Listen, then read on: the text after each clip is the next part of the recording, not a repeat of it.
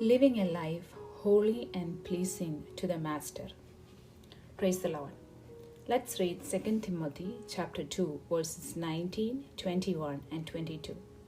But God's truth stands firm like a foundation stone with this inscription: The Lord knows those who are His, and all who belong to the Lord must turn away from evil. If you keep yourself pure, you will be a special utensil for honorable use. Your life will be clean, and you will be ready for the Master to use you for every good work. Run from anything that stimulates youthful lust. Instead, pursue righteous living, faithfulness, love, and peace. Enjoy the companionship of those who call on the Lord with pure hearts. Here, Apostle Paul laid out the formula for leading a life holy and pleasing to the Master. Two important things: turn away from wickedness, run from temptations. Very simple at first look, but this takes genuine effort and intentionality, and above all, fellowship with the Holy Spirit. This is a prayer that my mother taught me in my childhood days. That Holy Spirit will help me to lead a life that is pleasing in God's eyes, to be aware of His presence in my life, and to know that He sees me and watches over me. To understand and turn away from evil, we have to walk in the light. When we walk in the light, we will not stumble. When we walk in the light, darkness, that is evil, has no power over us.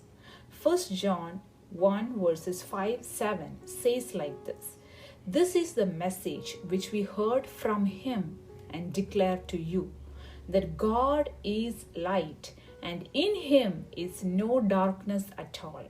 But if we walk in the light as He is in the light, we have fellowship with one another, and the blood of Jesus Christ, His Son, cleanses us from all sin. So, how do we walk in the light? First step: read, meditate, practice God's Word. James chapter 4 verse 7 talks about resisting the enemy that he will flee from us. Ephesians chapter 6 says, God's Word is a sword. Use His Word to resist the enemy. Word of God is a light. Psalms 119 verse 105 says, Your word is a lamp to my feet and a light to my path. 2 Timothy 3 verse 16, All scripture is inspired by God and is useful to teach us what is true and to make us realize what is wrong in our lives. It corrects us when we are wrong and teaches us to do what is right. Give God's Word the rightful place in your life. Not only that, we read it, meditate on it, and we practice it. Memorize the scriptures. I once came across an article which was about memorizing scriptures. The author wrote this simple formula that actually works. Choose a verse, read it 10 times, speak it 20 times, and write it 2 times. Psalms 119 verse 11 says, I have hidden your word in my heart that I might not sin against you. Second step, turn away from evil. Do not enter the path of wicked, and do not walk in the way of evil. Avoid it, do not travel on it, turn away from it and pass on. The way of wicked is like darkness. They do not know what makes them stumble. Proverbs chapter 4 verses 14-15 and verse 19. Bible says, as a result of Adam and Eve's disobedience, sin passed on to the rest of the humanity. Many think of evil people as murderers or terrorists or some people who will do horrible stuff. But the Bible is clear that every person is sinful. The penalty the Bible describes for these sins is death. Romans chapter 6 verse 23. And the remedy God provided for us is the sacrifice of His own Son, Jesus Christ, on that cross. Look to the cross and believe in Him. Ephesians chapter 5 verse 8 to 10 says, "Once we were in darkness, but now you are the light in the Lord. Live as children of light and find out what pleases the Lord." When we receive Jesus Christ as the Lord and Savior of our life, we have changed the family from children of darkness to children of light. No more we walk in darkness, but we walk in the light, and Word of God shows us the way. Proverbs chapter 4, 18 and 19 says, "The path of justice like the shining sun that shines ever brighter unto the perfect day. The way of wicked is like darkness, and they do not know what makes them stumble." When you go through a road and we see danger board, we do not proceed to danger, but we go with caution and turn away from the danger or consider the food we eat. The other day we were walking outside and my 5-year-old son saw some wild berries in the bush of our front yard.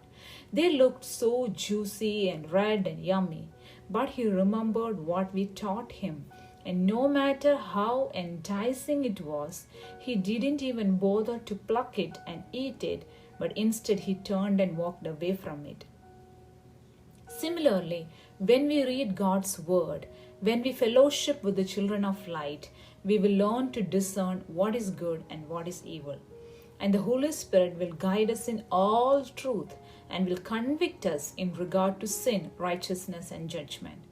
But we have to choose to walk in the light. One of the students from our Bible study asked me, if God knows everything, doesn't He also know the mistakes I'm going to make in life and the consequences of it? If so, then why He is not stopping me? The answer is yes, He knows. He knows everything. He is omniscient God. But God will never push His ways on us. When we ask Him, He will guide us. But we have to choose to walk in it. We are adopted into the family of God as His children. Everything that is needed for us to walk in His ways, He has provided. But just like Adam and Eve in the Garden of Eden, many times we choose our ways over God's ways. The beauty of God's love is that even with all our weaknesses and failures, God still loves us. And He so loved us that He gave His own Son as a sacrifice for our sins. Many times when kids disobey parents or rebel against them, parents grieve because of their behavior, but still their love for them doesn't change. When they are obedient and listening, parents feel happy and pleased. In the same way, we don't earn God's love by our performance, but God's love is for us when through faith in Jesus Christ, by His amazing grace, we become His children. But He is pleased and happy when we obey Him and walk in His ways. And when we truly love someone, we will do everything to make that person happy. So let us strive to lead a life that is pleasing to God and make Him happy. Third step, run away from temptations. Do not compromise with sin. Something God taught me about this is that enemy brings temptations in our life all the time. It is all around us, it is within us. James chapter 1 verse 13 to 15 says, "Let no one say when he is tempted, I am tempted by God. For God cannot be tempted by evil, nor does He Himself tempt anyone. But each one is tempted when he is drawn away by his own desires and enticed. When desire has conceived, it gives birth to sin, and sin, when it is fully grown, brings forth death." Being tempted is not a sin, but yielding to it is a sin. It has power over us when we yield to it. Run from temptations. What does that mean? Apostle Paul says in 1 Corinthians chapter 10 verse 13 that our faithful God knows what we are going through, and He will always provide a way out in temptations. Our job is to take that way out and run from the situations and environments that will make us yield to the temptations. When we are running, it is fast, it is focused, and we don't look back. Don't stay and dwell in your temptations. As Psalm 1 says, be aware of your surroundings. Where are you standing? Where are you sitting? Which way are you walking? Who are you associated with? Enemy is looking for an opportune time. Luke chapter 4 verse 13. When you feel weak, trust in God. Take a moment to pray to God for His strength. His strength is made perfect in our weakness. Then yield to the voice of the Holy Spirit and not to the temptations. Especially when we are alone, we are more prone to temptations. It says an idle man's mind is devil's workshop. In moments you feel alone and feel tempted to sin, the best solution is to take the Word of God and start reading it. Pray over it. Then try to get out of loneliness and start serving others. Fellowship with those who call on the Lord out of a pure heart. Choose to obey Him. God will give us strength, and we can do all things through Him. We cannot do everything that the worldly people do. We cannot see everything that they say. Jesus said, our eye is the lamp for the whole body. See to it then that the light within us is not darkness. Be watchful and careful lest you enter your temptations. And as the Word of God says, let us set an example for the believers in speech, in conduct, in love, in faith, and in purity. Apostle John wrote, do not love the world or the things in the world. If anyone loves the world, the love of the Father is not in him. For all that is in the world, the lust of the flesh, the lust of the eyes, and the pride of life, is not of the Father, but is of the world. And the world is passing away, and the lust of it, but he who does the will of God abides forever. Romans 13:4 talks about putting on Jesus and do not even think about gratifying the lustful desires of the flesh. Ephesians 6:10 says, put on the armor of God to stand against the strategies of devil. Apostle Peter says to resist the devil and be steadfast in your faith. Always keep your standards and moral values aligned with God's word and see to it that you keep it. From the life of Daniel and Joseph, we can learn so much about this. For leading a life pleasing in God's eyes, we have to pay a price. We have to sacrifice many things in our life.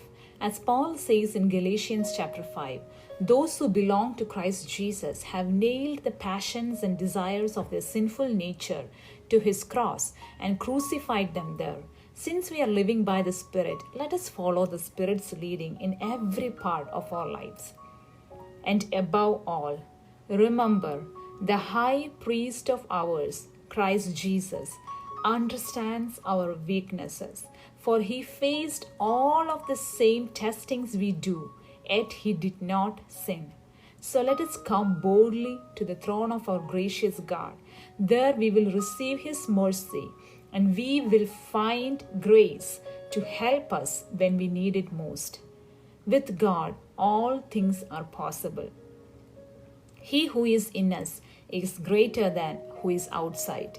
And in Christ, we are more than conquerors. So let us all trust Jesus completely and strive to lead a life that is pleasing in his sight. May God bless you all.